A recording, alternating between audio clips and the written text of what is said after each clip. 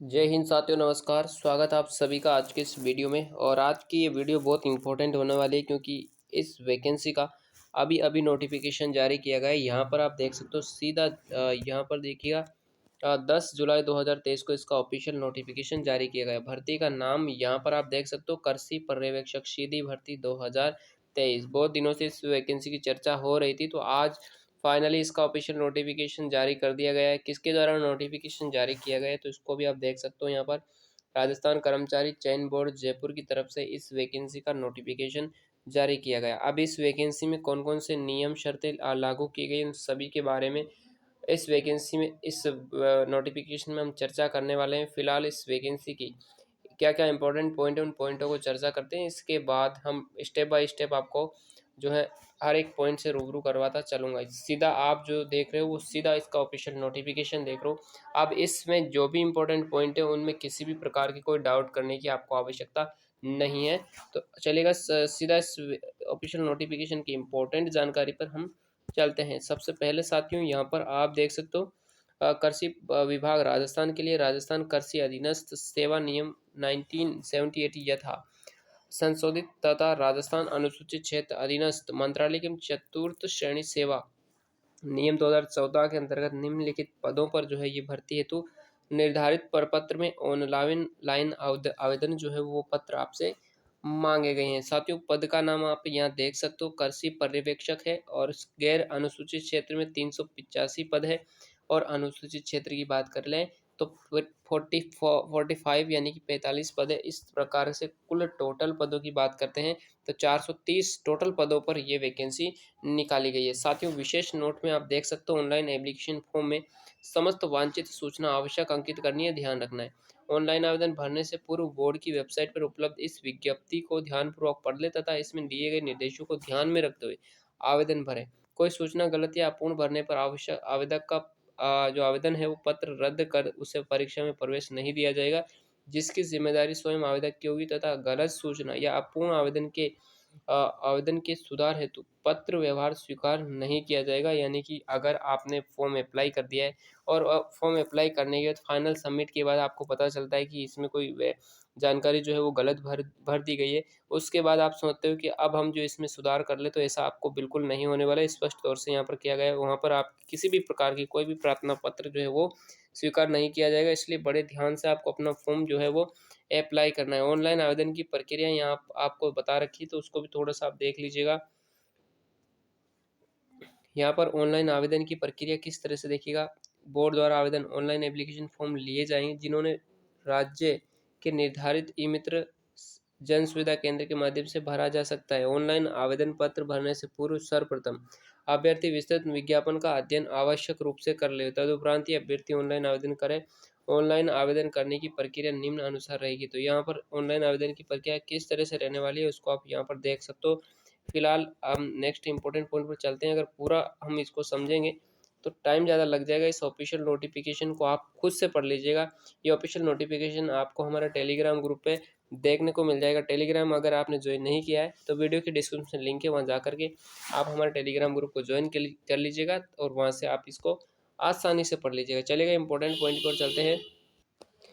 यहाँ पर आप गैर अनुसूचित क्षेत्र में पदों का विवरण आप देख लीजिएगा। सबसे पहले सामान्य 101 पद हैं। कुल पद 385 है, जिसमें से सामान्य के 101 पद रखे गए हैं। सामान्य महिला के लिए 29 है और विधवा के 12, परित्यक्ता के 2 पोस्ट हैं। उसके बाद अनुसूचित जाति की बात कर लेते हैं, 42 सामान्य और 12। इस प्रकार से आप पदों का विवरण यहाँ पर देख सकते हो, समझ सकते हो। क्षैतिज आरक्षण में भी यहाँ पर पदों का विवरण दे रखा है। इसी के साथ यहाँ पर आप नीचे अनुसूचित क्षेत्र में भी आपको अगर आप अनुसूचित क्षेत्र की सीटों को देखना चाहते हो, पदों का विवरण देखना चाहते हो, तो यहाँ से आप देख सकते हो, समझ सकते हो। सारी जानकारी यहाँ पर आपको उपलब्ध करवा रखी है। चलिएगा देखिए, अगर आप उत्कृष्ट खिलाड़ी है तो उत्कृष्ट खिलाड़ी के लिए भी यहाँ पर प्रावधान किए गए हैं। इसमें आप यहाँ पर देख सकते हो कि इस उत्कृष्ट खिलाड़ी में से ऐसे खिलाड़ी अभिप्रेरित है जो राजस्थान राज्य के मूल निवासी है और जिन्होंने उक्त सारणी की स्तंभ संख्या 2 में उल्लेखित अंतर्राष्ट्रीय खेल संस्था द्वारा आयोजित नीचे दी गई अनुसूची के स्तंभ संख्या 3 में उल्लेखित खेलकूद के किसी अंतर्राष्ट्रीय टूर्नामेंट या चैंपियनशिप में व्यक्तिक्ष या टीम स्पर्धा में भारतीय टीम का प्रतिनिधित्व किया हो, यानी कि आप कैप्टन रहे हो इन खेलों में से, इन किसी इसमें से किसी भी खेल में से आप रहे हो, तो आपको यहाँ पर जो है लाभ इसका मिलने चलेगा। अब एक इम्पोर्टेंट पॉइंट की ओर चलते हैं जिनको जानना बहुत ज़रूरी है और हर अभ्यर्थी चाहता है कि इसकी शैक्षणिक योग्यता क्या रखी गई है, पात्रता क्या रखी गई है, कौन कौन इसमें एलिजिबल रहेगा। तो इसको आप देख लीजिएगा। भारत में विधि द्वारा स्थापित किसी मान्यता प्राप्त विश्वविद्यालय से एक तो आपके पास BSc होना चाहिए कृषि, या BSc कृषि उद्यान ऑनर्स, अथवा किसी मान्यता प्राप्त बोर्ड से 10+2 योजना के अधीन कृषि के साथ सीनियर माध्यमिक, या पुरानी योजना के अधीन कृषि के साथ उच्च माध्यमिक आप पास आउट हुए हो तो आप इसमें एलिजिबल है। और देवनागरी लिपि में हिंदी लिखी हिंदी लिपि में लिखी हिंदी में कार्य करने का ज्ञान और राजस्थान की संस्कृति का ज्ञान आपके पास होना चाहिए।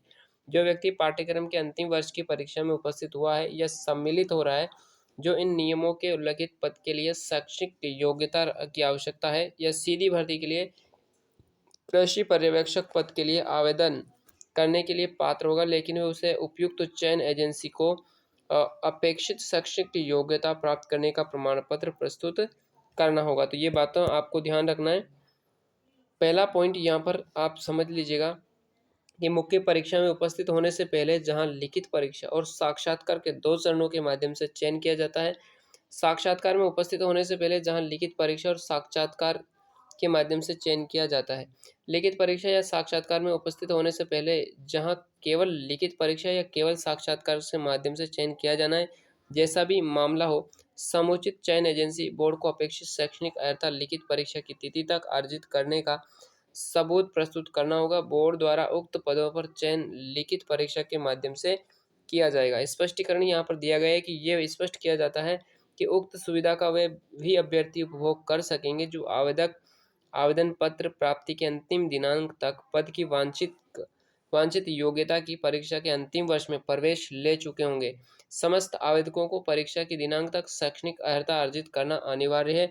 परीक्षा की तिथि के पश्चात अर्जित योग्यता मान्य नहीं होगी। ऐसे अभ्यर्थी अपात्र होंगे, यानी कि जब तक एग्ज़ाम होगा, एग्ज़ाम डेट से ठीक पहले तक अगर आपके पास इसकी शैक्षणिक योग्यता आ जाती है, तभी आप इस वैकेंसी में एलिजिबल होंगे। अन्यथा बाद में अगर आपके पास शैक्षणिक योग्यता आती है तो फिर वो आवेदन जो है वो निरस्त कर दिया जाएगा, आप उसमें एलिजिबल नहीं होंगे। यहाँ पर स्पष्ट रूप से कहा गया है।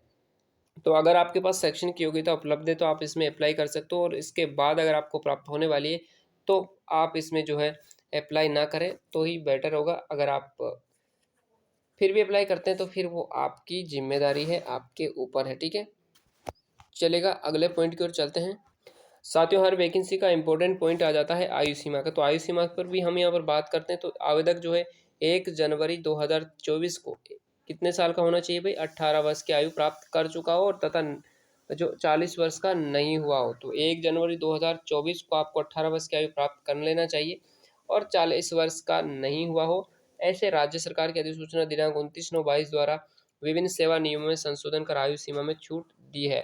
इसी अनुसार अधिकतम आयु सीमा में छूट निम्नानुसार देय होगी। The person who was within the age limit on 31 December shall be deemed to be within the age limit up to 31 December 2024। ये सारी जानकारी आप यहाँ पर देख सकते हो।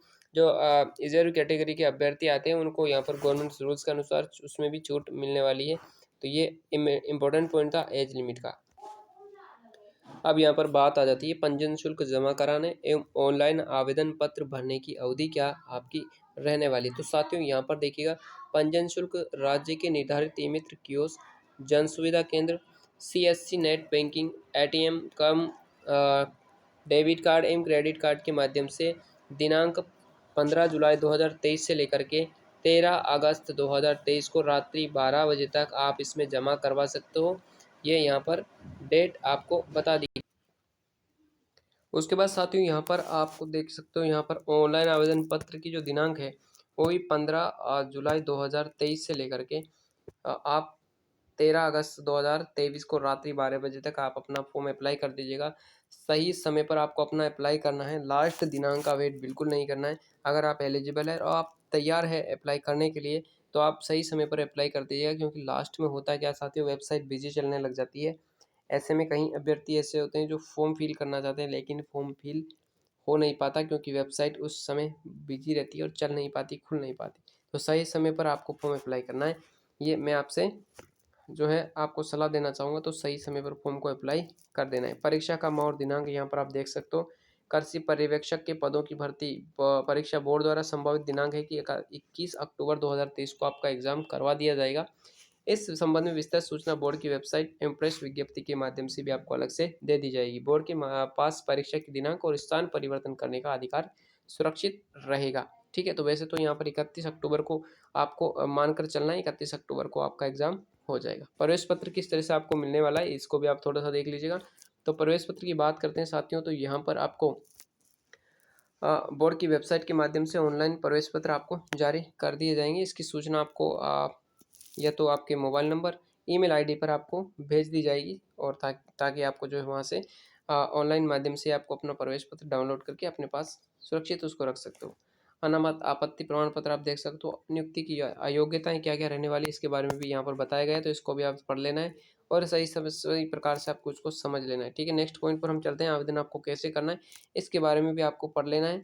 बाकी आपको आवेदन करने में कोई प्रकार की समस्या आने वाली नहीं है। एक्सपीरियंस जो ई मित्रा है वहीं पर आपको अपना फॉर्म भरना है और खुद जो है अपनी जानकारी को चेक करने के बाद बाद में फाइनल सबमिट करने के बाद उसकी एक प्रिंट आउट आपके पास निकाल के रखना है ताकि वो बाद में आपके काम।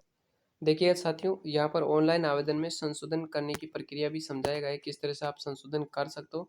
तो इसके लिए आपको फीस का भुगतान भी करना होगा और इसको देख लीजिएगा और 7 दिवस के भीतर ही आप निर्धारित शुल्क को यहाँ पर 300 रुपये देना होगा। इस पूरी जानकारी आपको पढ़ना है।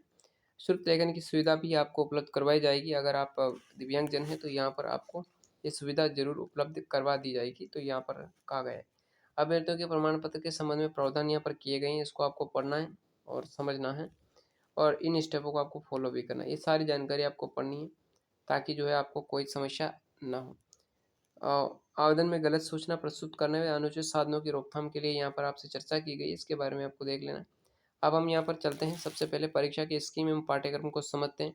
इसमें किस तरह से आपका एग्जाम होने वाला है। तो यहाँ पर देखिएगा परीक्षा की स्कीम और पाठ्यक्रम की बात करते हैं। कृषि पर्यवेक्षक के पदों पर भर्ती है, तो परीक्षा की स्कीम और पाठ्यक्रम यहाँ पर आप देख सकते हो साथियों। देखिएगा प्रश्न पत्र का भाग फर्स्ट में क्या आएगा आपका हिंदी जो है आपका एक सब्जेक्ट आने वाला है। प्रश्नों की संख्या 15 और कुल अंक कितने आने वाले हैं आपके 45 नंबर के, ये 15 क्वेश्चन आने वाले हैं। उसके बाद भाग सेकंड में आपके राजस्थान का सामान्य ज्ञान, इतिहास एवं संस्कृति आपकी आने वाली है जिसमें 25 क्वेश्चन आएंगे और 75 नंबर के ये होने वाले हैं। साथियों भाग थर्ड में आपको शस्य विज्ञान आएगा जिसके 20 क्वेश्चन आपको देखने को मिलेंगे और यहाँ पर 60 नंबर के ये टोटल यानी एक क्वेश्चन जो है वो 3 नंबर का होने वाला है। उसके बाद में बात करें उद्यानिकी के आएंगे यहाँ पर भाग फोर्थ में, इसके भी 20 क्वेश्चन आएंगे साथियों और 60 नंबर के होंगे।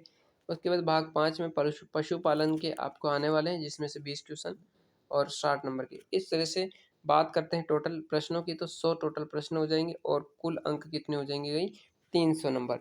तो 100 नंबर का आपका क्वेश्चन पेपर आने वाला है और उसमें 300 नंबर का टोटल आपको अंक वहाँ पर दिए जाएंगे। देखिएगा अब हम इम्पोर्टेंट यहाँ पर बात करते हैं। वैकल्पिक प्रकार का एक प्रश्न पत्र होगा। प्रश्न पत्रों में प्रश्नों की संख्या कितनी होगी 100 रहने वाली है और प्रत्येक प्रश्न का 3 अंक आपको दिए जाएंगे।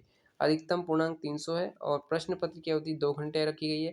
प्रत्येक गलत उत्तर के लिए 1/3 ऋणात्मक भाग काटा जाएगा यानी कि 1/3 आपका माइनस मार्किंग की जाएगी। एक क्वेश्चन 3 क्वेश्चन गलत करोगे, एक क्वेश्चन आपका डिलीट मार दिया जाएगा यानी कि माइनस मार्किंग जो है वो आपकी होने वाली है। तो ये था आपका जो है स्कीम्स और ये पाठ्यक्रम। और अब पाठ्यक्रम में भी आपके किस सब्जेक्ट से कौन कौन से टॉपिक में से आपके क्वेश्चन आने वाले हैं, ये सारी चीज़ें आपको बता दी गई है। इसको आप अच्छे से पढ़ना है। इसको चाहो तो आप डाउनलोड करके भी अपनी तैयारी मजबूत कर सकते हो। अपने सामने रख करके आप अपनी तैयारी करोगे तो बेटर होगा कि आपकी तैयारी अच्छी होगी। इसको अपने पास ही रखिएगा डाउनलोड करके। ये सारी की राजस्थान के इतिहास से कौन कौन से टॉपिक्स आपके क्वेश्चन आने वाले हैं सारी चीज़ें यहाँ पर दे रखी है। उसके बाद ये सारी कुछ चीज़ें आ जाएगी। भाग थर्ड में सस्य विज्ञान में कौन कौन से टॉपिक्स आपके क्वेश्चन आएंगे इसको भी आप देख लीजिएगा। उसके बाद उद्यानिकी में से भी टॉपिक आपको देखना है, कैसे प्रकार से आपको पढ़ना है। पशुपालन में भी आपको ये सारी चीज़ें दे रखी है। और इनको सबको आपको क्या करना है, पढ़ के जाना है। बोर्ड की वेबसाइट आपको वीडियो की डिस्क्रिप्शन में मिल जाएगी। और ये इस प्रकार से आपके जो राजस्थान कर्मचारी चयन बोर्ड के अध्यक्ष हैं श्री हरिप्रसाद शर्मा जी, उनके यहाँ पर साइन ऑफिशियल वेबसाइट के पर किए गए हैं। तो साथियों ये बहुत इंपॉर्टेंट वैकेंसी है और आपको अपनी तैयारी अभी से स्टार्ट कर देनी है। सिलेबस आपको डाउनलोड करके अपने पास रखकर अपने सामने सिलेबस होना चाहिए, उसी के अकॉर्डिंग आपको तैयारी करनी है। टॉपिक बाय टॉपिक आपको क्लियर होना चाहिए, तभी जाके आपका इस वैकेंसी में सिलेक्शन हो पाएगा। तो अच्छे से तैयारी कीजिएगा।